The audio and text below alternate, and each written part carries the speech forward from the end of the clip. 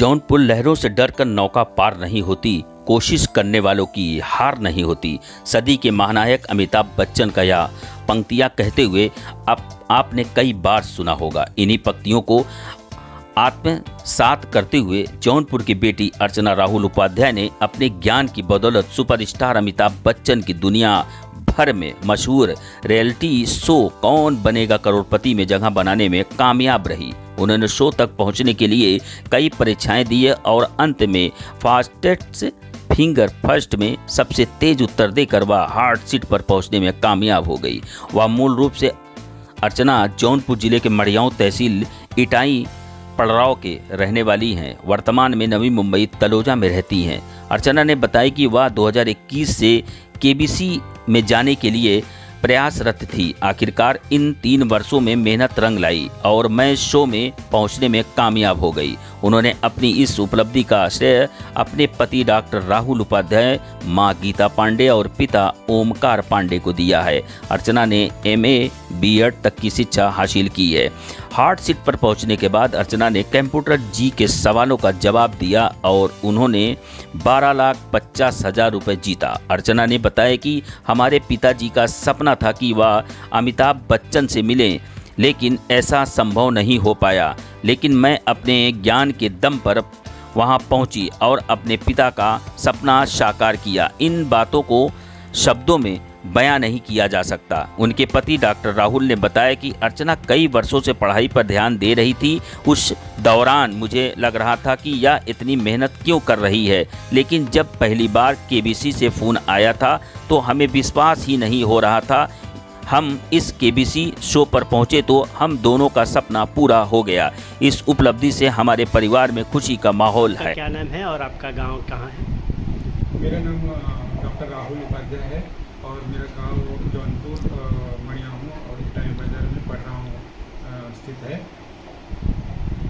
अर्चना जी KBC में गई तो कैसा लगा आपको?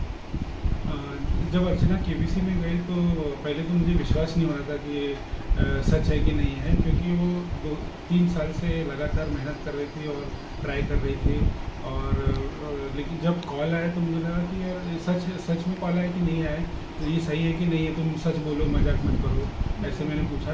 लेकिन फिर जब पता चला कि फ़ोन आ रहे केबीसी से, मुझे ऐसा लगा कि यार एक चीज़ है जो अभी हमको आगे बढ़ने के लिए थोड़ा प्रोत्साहित करेगा और आगे ले जाएगा। जब अर्चना जी हॉट सीट पे बैठी तो फिर आपका कैसा अनुभव रहा उस समय?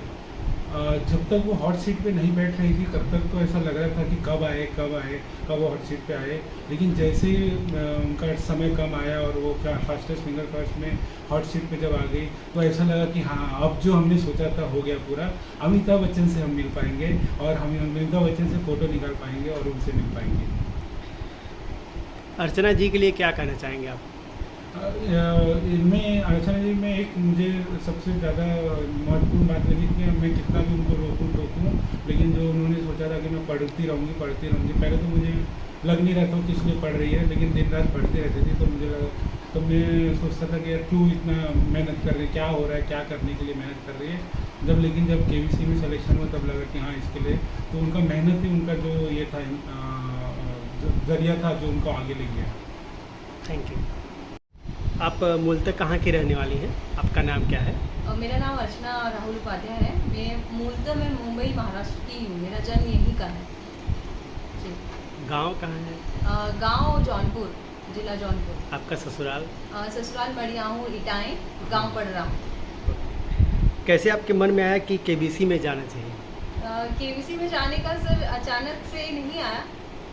ऐसा था कि कुछ करना है लेकिन हट के करना है, क्योंकि जॉब तो हर कोई करता है और एक सैलरी आप मेहनत करेंगे तो आपको मिलती है। लेकिन उसके साथ मुझे था कि मेरा कॉन्फिडेंस वो मुझे चेक करना था कि वो कितना, क्योंकि मुझे जॉब छोड़े हुए 12 साल हो गए थे। मैं स्कूल में एज ए टीचर पढ़ाती थी, लेकिन बच्चे हुए और घर परिवार की जिम्मेदारियों में तो उसी में मैं रह गई। तो इसलिए मुझे केबीसी एक ऐसा मंच था जो मुझे पैसे के साथ में एक पहचान दे सकता। तो इसके लिए मैंने सोचा कि केबीसी को ही ज़रिया बनाना है मुझे। 2021 में मैंने सोचा कि मुझे केबीसी में जाना चाहिए।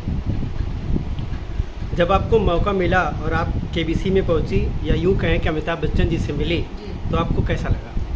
अमिताभ बच्चन जी से मिलने के बाद कैसा लगा, ये सवाल हर इंसान अपने आप से पूछे ज़्यादा बेहतर जवाब उसको मिल सकता है, लेकिन मैं अपना अनुभव बताऊंगी तो यही कि वो उस समय मेरे लिए था कि वो एक सपना था।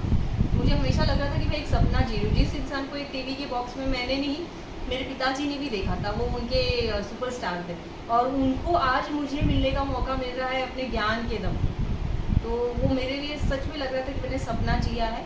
और रही बात अमिताभ बच्चन जी की, तो वो वाकई कहते हैं ना, जितनी बड़ी शख्सियत हो जाती है उतना ही इंसान एकदम नम्र रहता है। तो उनका वो व्यवहार हमने देखा, तो बहुत ही डाउन टू अर्थ पर्सन थे। कभी ऐसा लगता ही नहीं कि हम लोग ऐसा कंटेस्टेंट है, तो बहुत एकदम वो करते हैं, रिलैक्स करते हैं, एकदम अच्छे से हंसी मजाक करते हैं, बहुत सारी बातें करते हैं कि हम एकदम वो लगे ही नहीं कि हम अमिताभ बच्चन के सामने बैठे। तो उनके साथ मिलने का जो अनुभव था वो शब्दों में नहीं बयां हो सकता, लेकिन इतना ही कहूँगी कि अद्भुत था मेरे लिए अमिताभ बच्चन जी से मिलना। कभी किसी रियलिटी शो में हिस्सा लिया? नहीं, इसके पहले कोई भी रियलिटी शो में कभी हिस्सा नहीं लिया था मैंने। कुछ खास अनुभव केबीसी का जो हमारे दर्शकों के साथ आप शेयर करना चाहें? खास अनुभव रिया केबीसी का मैं ये बताना चाहूँगी ना कि वहाँ जाने के बाद ना आपको अपने बारे में एक अलग राय बन जाती है।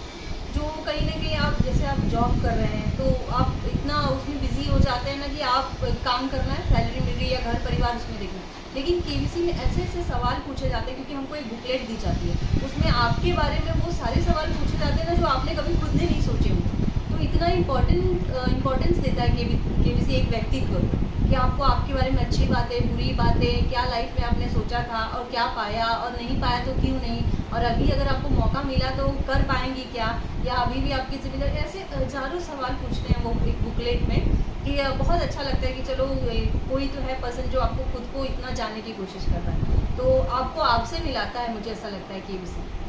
आपका ससुराल जौनपुर है, तो जौनपुर वालों को कोई संदेश देना चाहेंगे? मैं सच कहूँ तो मैं मूलतः मेरे माता पिता हैं, मेरा ससुराल सब कुछ जौनपुर से, हमारा एक बहुत ही घनिष्ठ संबंध रहा है, क्योंकि हम हमेशा जाते हैं गांव से। तो माटी जो कहते हैं ना कि इंसान कितना भी उड़ जाए, वो पतंग कितने भी आसमान में उड़ जाए, लेकिन जब तक डोर से बंधी रहेगी तभी तक उसका अस्तित्व है। तो जौनपुर से तो हमारा वो रिलेशन हमेशा से ही रहा है। और मैं संदेश तो मैं जौनपुर वासियों को क्या, हर किसी को वही देना चाहूँगी कि आप सपना देखिए अपने लिए और मेहनत कीजिए, और उस मेहनत में ज़रा भी कमी नहीं होनी चाहिए। बाकी वो कहते हैं ना कि ईश्वर खुद हाथ पकड़ के आपको लेके आएगा ऊपर। Thank you. धन्यवाद।